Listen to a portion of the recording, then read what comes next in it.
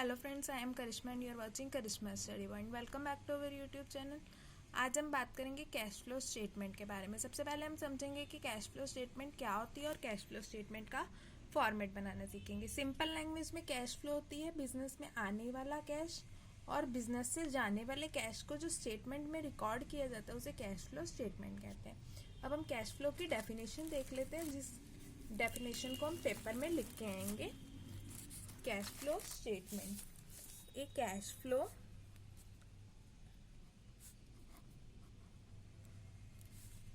statement is a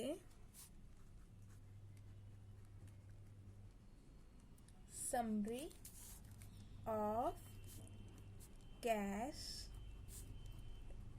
received and cash payment about the operating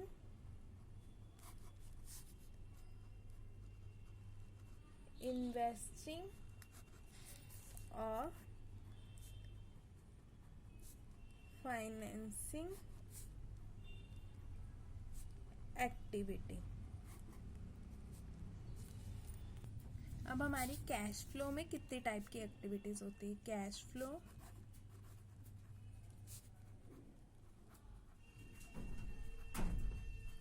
activities कितनी तरह की होती हैं, ये 3 पार्ट्स में डिवाइड की जाती हैं। ऑपरेटिंग एक्टिविटीज,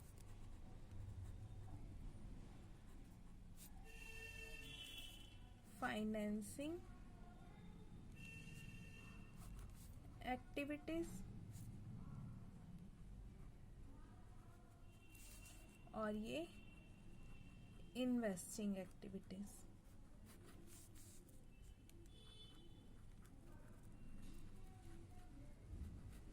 अब हम इनका मीनिंग समझ लेते हैं कि ऑपरेटिंग एक्टिविटीज क्या होती हैं।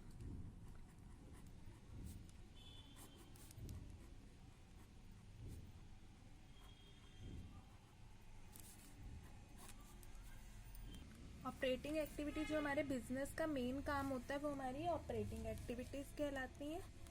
ऑपरेटिंग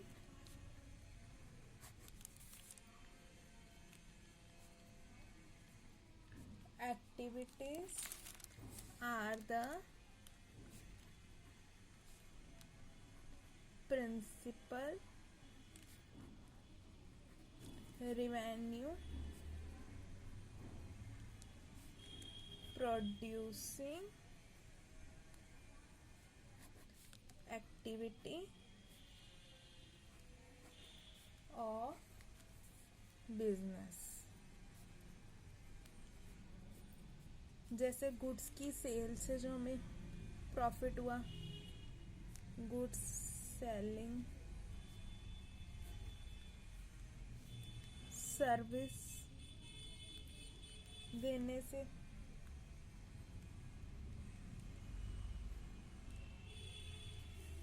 ये सब ऑपरेटिंग एक्टिविटी के अंदर आते हैं। नेक्स्ट हमारी ले लेते हैं investing activity. Second,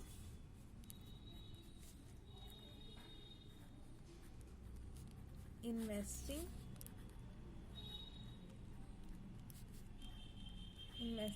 activities. Investing activities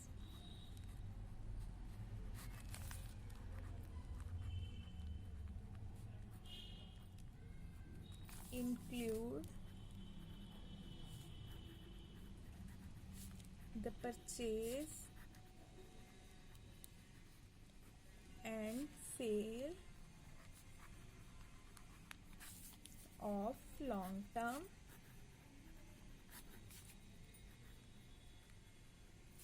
productive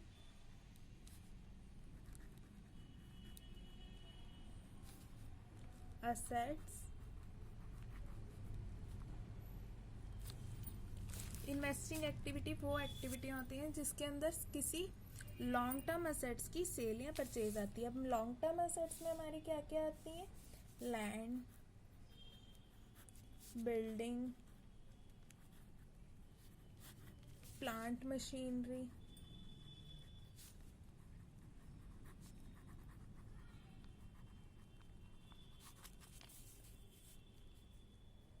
FDs हमारी, उनकी sale, cash receive from FD, shares की सेल एंड परचेज, उनसे जो हमारे कैश का इनफ्लो और आउटफ्लो होता है उन्हें इन्वेस्टिंग एक्टिविटी का इनफ्लो और आउटफ्लो बोलते हैं। थर्ड हमारी है financing activity.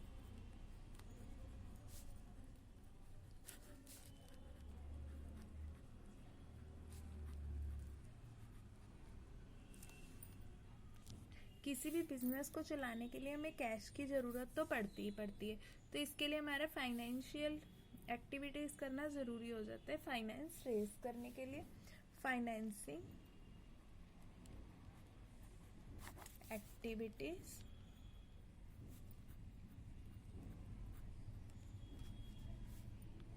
Are activities that result in change in size and composition of owner capital. ऐसा कोई भी काम करना है जिससे ऑनर के कैपिटल पर चेंज हो, वो फाइनेंस बढ़े या घटे, उसे फाइनेंशियल एक्टिविटीज बोल। जैसे इशू ऑफ शेयर्स, शेयर्स को इशू करना,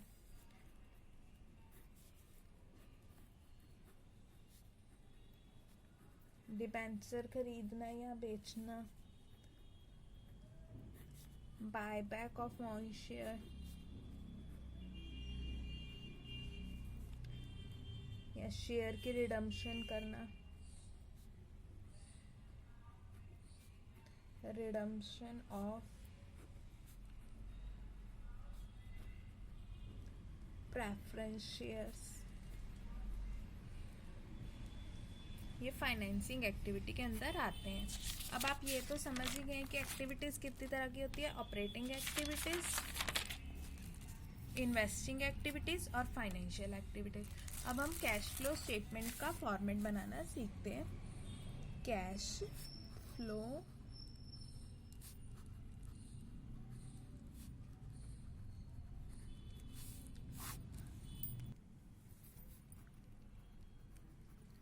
फॉर्मेट, इसे बनाने के लिए सबसे पहले हम ऊपर कंपनी का नाम लिखते हैं, XYZ लिमिटेड। ये मान लीजिए हमने कंपनी का नाम लिया है। अब हम लेंगे cash flow statement for the year ending 31 मार्च, मान लीजिए 2021, 2021 की स्टेटमेंट हम बना रहे हैं। तो सबसे पहले इसका फॉर्मेट ड्रॉ कर लेते हैं। पहली हमारी आएंगी activity cash flow from operating activities.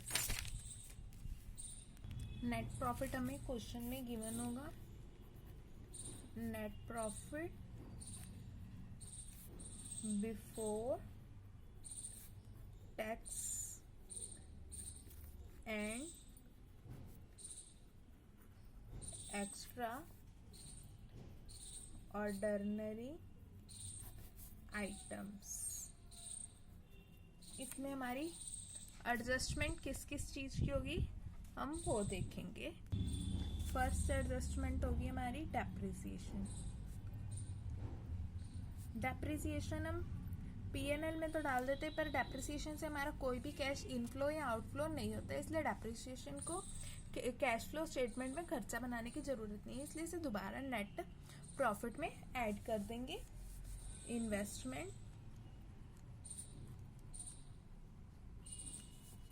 Gain और loss on sale of fix assets.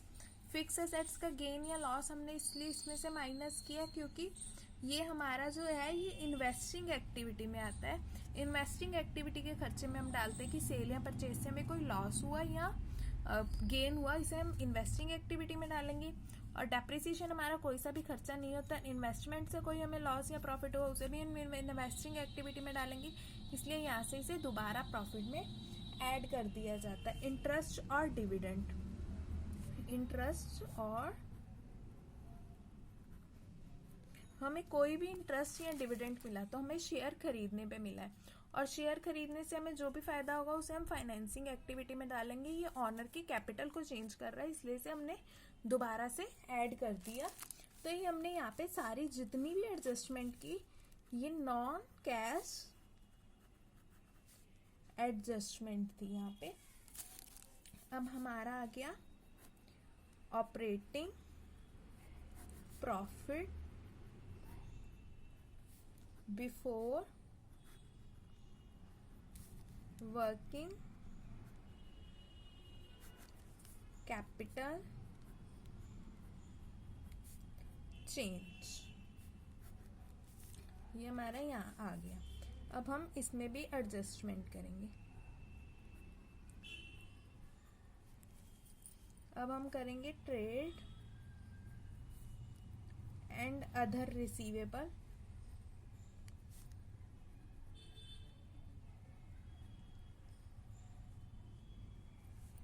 Inventory,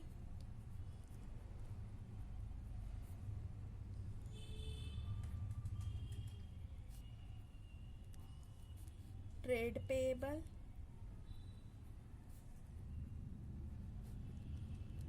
ये सब हम इसमें से इन सब का अमाउंट एडजस्ट कर लेंगे। अब हमारे पास फर्स्ट आ गया cash flow from operating activity, ये हमारा फर्स्ट ए पार्ट कवर हो गया। अब हमें निकालना है इन्वेस्टिंग एक्टिविटी से और फाइनेंशियल एक्टिविटी से। फिर से फॉर्मेट ड्रॉ कर लेते हैं।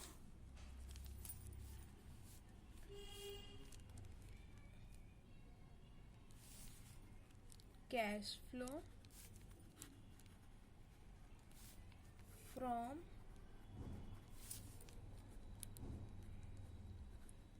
Investing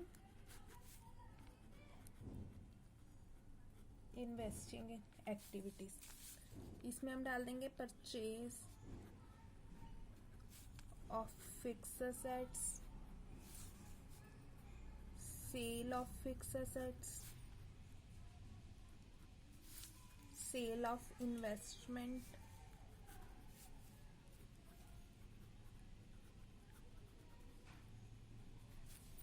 purchase of investment,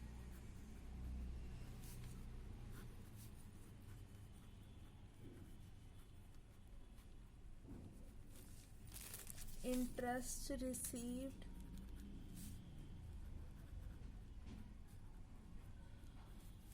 dividend received,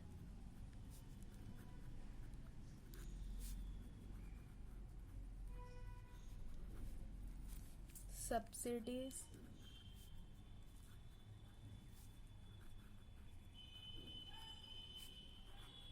received।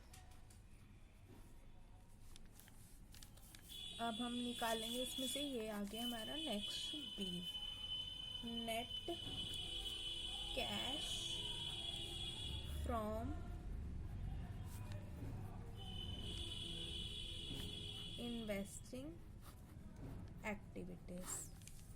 अब हम थर्ड पार्ट कवर करते हैं, cash flow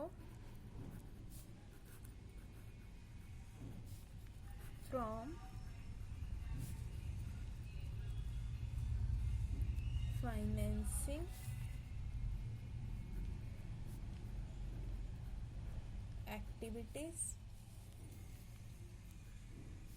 cash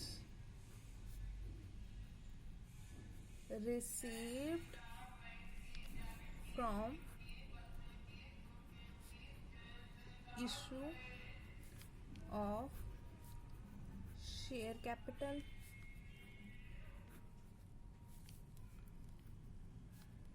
cash received from long term borrowing,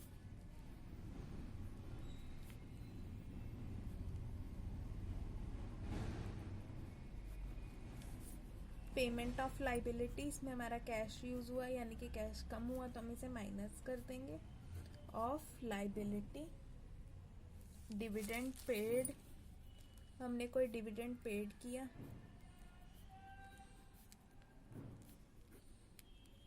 dividend entry received हमारा कैश फ्रॉम इन्वेस्टिंग एक्टिविटी आएगा, पर डिविडेंड पेड हमारा cash flow from financing activity आएगा। और यहाँ पे आगे हम कैश इंक्रीज या decrease in cash and cash equivalent A, B और सी, हम इन सबको ऐड कर देंगे ए, बी और ये यहाँ पे हमारा सी जो निकला था उसे हम ऐड कर देंगे। उसके बाद हम लेंगे cash and cash equivalent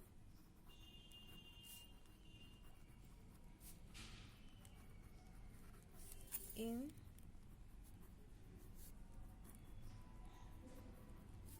beginning of year, cash or a cash equivalent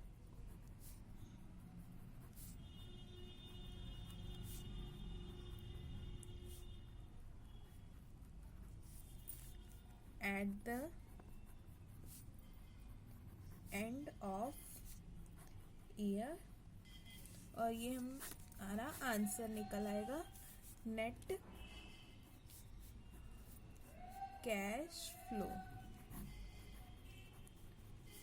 इनमें से एक वैल्यू बिगनिंग वैल्यू या एंड की वैल्यू हमें क्वेश्चन में गिवन होगी, जिसमें से हमने इंक्रीज या डिक्रीज हमारा ऐड किया हुआ लेस कर देना है। और ये अगर आपका आंसर क्वेश्चन में दिए हुए एंड के कैश इक्विवेलेंट से मैच कर जाता है तभी आपका आंसर सही है, वरना आप समझ लीजिए आपने क्वेश्चन में कहीं ना कहीं कोई ना कोई गलती की है। ये इस क्वेश्चन की सबसे बड़ी खासियत ये होती है कि आपको खुद ही पता लग जाता है कि क्वेश्चन सही है या गलत है, और पेपर में इसमें से क्वेश्चन आना एक बहुत मामूली सी बात है। हर पेपर में इसमें से क्वेश्चन आता ही आता है, भले 5 मार्क्स का क्यों ना है। आपको 5 मार्क्स में सिर्फ एक एक्टिविटी कैलकुलेट करने को दे दी जाएगी, ऑपरेटिंग एक्टिविटी या खाली फाइनेंसिंग एक्टिविटी या इंटरेस्ट एक्टिविटी, कोई सी एक एक्टिविटी करने को दे दी जाएगी।